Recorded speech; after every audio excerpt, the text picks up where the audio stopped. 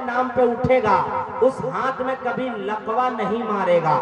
ذرا پورا مجمع ساتھ دیجئے اور جلسے کو یہاں سے بنائیے اور مستی میں ایک بار ہاتھ اٹھا کے بول دے یا رسول اللہ.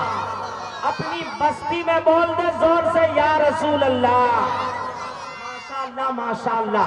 اب مجھ کو احساس ہو گیا کہ ہم چیرو مہوا کے گاؤں میں نہیں بلکہ مدینے کے چھاؤں میں ہیں. ایسا ماحول دیوان گانے عشق محمد کی ایک نورانی جماعت میری نگاہوں کے سامنے ہے. اب میں یہاں سے اس جلسے عظمت والدین کو آگے بڑھاتا ہوں اور نعت نبی کا سہارا لیتا ہوں. ایک بات آپ کو بتا دیتا ہوں, نعت نبی وہ دولت ہے جو بنی نوع انسان کو جینے کا سلیقہ دیتی ہے.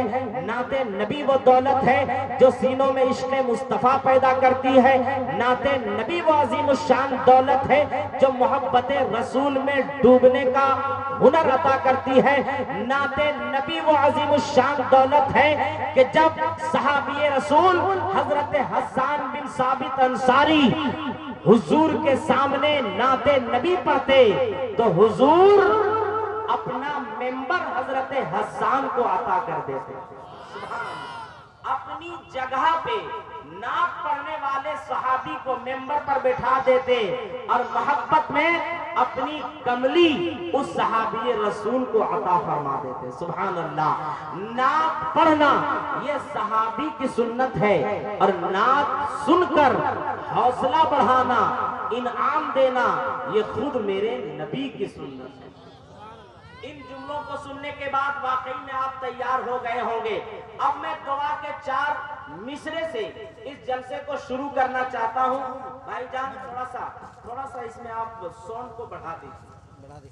مائک تو آپ کا بہت اچھا ہے, ہر جلسے میں ایسا مائک ملنے لگے تو ہر جلسہ مقبول ہو جائے گا انشاءاللہ. چونکہ کامیاب جلسے کے لیے کامیاب مائک کا بھی ہونا بہت ضروری ہے. ماشاءاللہ بہت اچھا ہے. اب میں 4 مصروں سے اس جلسے کو شروع کرنے جا رہا ہوں. جس کو مدینہ شریف سے محبت ہے اور مدینہ شریف کی گلیوں سے محبت ہے اور حضور کی شفاعت پہ بھروسہ ہے, وہی آدمی ان مصروں پہ سبحان اللہ کہے گا کہ نہ تاج و کسرا دے نہ خوش نمائی دے. ایک عاشق رسول دعا کرتا ہے.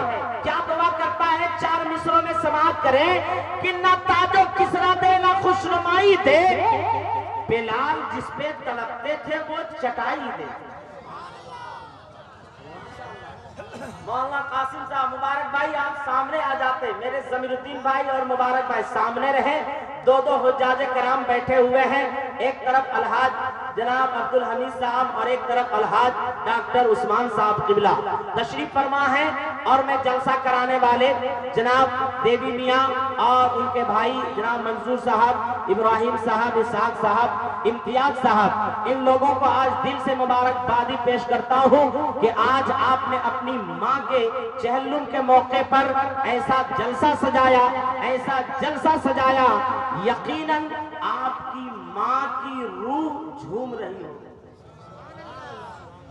چونکہ اللہ کے رسول کا فرمان ہے کہ جب ایک عالم دین کا گزر کسی قبرستان سے ہو جاتا ہے تو اس قبرستان سے 40 دن کے لیے عذاب کو دور کر دیا جاتا ہے. اور جس کے چہلم کے موقع پر ایک عالم نہیں بلکہ 1 درجن سے بھی زائد عالم ہے. ماشاءاللہ علماء کرام کی ایک نورانی جماعت ہے. پھر ثواب کا کیا پوچھنا. اب آپ ماحول میں آ جائیں. میں 4 مصرے سے شروع ہو رہا ہوں کہ نہ تاج و کسرا دے نہ خوش نمائی دے, بلال جس پہ تڑپتے تھے وہ چٹائی دے.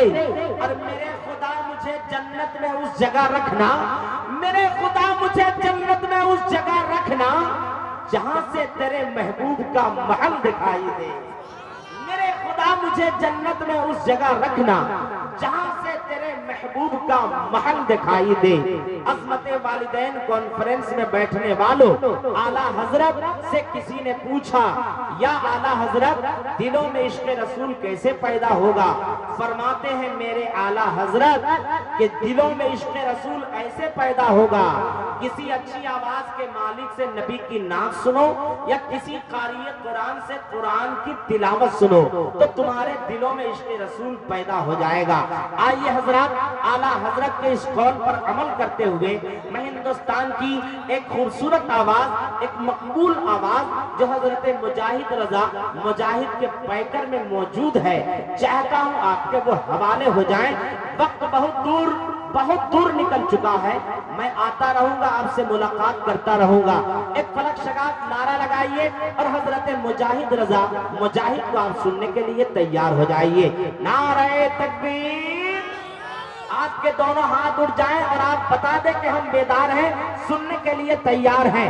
नारे तकबीर, नारे रिसालत, मसलके आला हजरत, अज़मते वालिदैन कॉन्फ्रेंस, शायर इस्लाम मुजाहिद रजा मुजाहिद। गुरूर जहल से जो बूलहब मगरूर होता है, वो ज़रबे अहमद मुरसल से चकनाचूर होता है लाजिम आपकी खातिर के नाते मुस्तफा सुनिए, नबी की नात से दिल का अंधेरा दूर होता है।